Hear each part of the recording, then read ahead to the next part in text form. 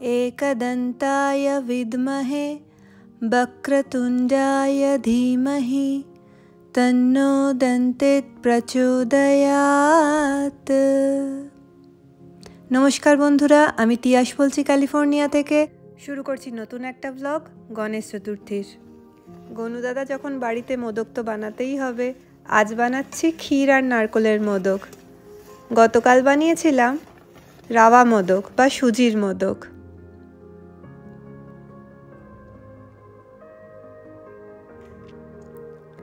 আপনাদের যদি রেসিপি চাই কমেন্টে লিখবেন, আমি অন্য একটা ভিডিও বানিয়ে দেব আপনাদের জন্য। আমার মোদক একদম রেডি, গনু দাদাকে এবার দেব। আসুন আমার গনু দাদার দর্শন করাই আপনাদের সবাইকে।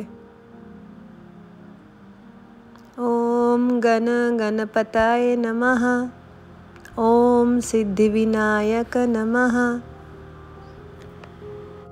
जय गणेश जय गणेश जय गणेश देवा, माता जाकी पार्वती पिता महादेवा। আমার গনু দাদা প্রত্যেক বছর মাত্র 5 দিনের জন্য আসেন আমার বাড়ি। এই 5 দিন ভীষণ আনন্দ হয়। গনু দাদাকে পরম যত্নে সামান্য কিছু সেবা করার সুযোগ পাই। এটাই আমার কাছে পরম আশীর্বাদ এবং পরম ভাগ্য।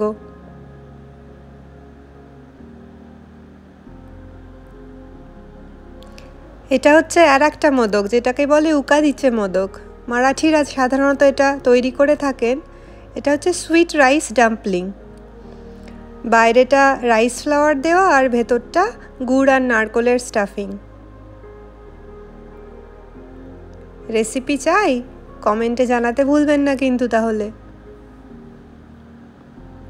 5টা দিন খুব আনন্দের সাথে কিন্তু বড্ড তাড়াতাড়ি কেটে যায়। তারপর আসে বিসর্জনের পালা। আমি ইকো ফ্রেন্ডলি মূর্তি নিই, বাড়িতেই বিসর্জন করি। খুব কষ্ট হয় বিসর্জনে, তবে এই আশায় থাকি সামনের বছর যেন তাড়াতাড়ি চলে আসেন ভগবান আমার কাছে। ইডেনও খুব এনজয় করেছে এবার গনু দাদার কাছে গিয়ে, ওখানে বসে থাকতো কিছুক্ষণের জন্য। সব বাধা বিপত্তি দূর করো ঠাকুর, সবাইকে সকল কাজে সিদ্ধি দিও। কলকাতায় যা ঘটনা চলছে আসল দোষীর সাজা দিও। সামনের বছর তাড়াতাড়ি চলে এসো ঠাকুর, তোমার অপেক্ষায় থাকবো।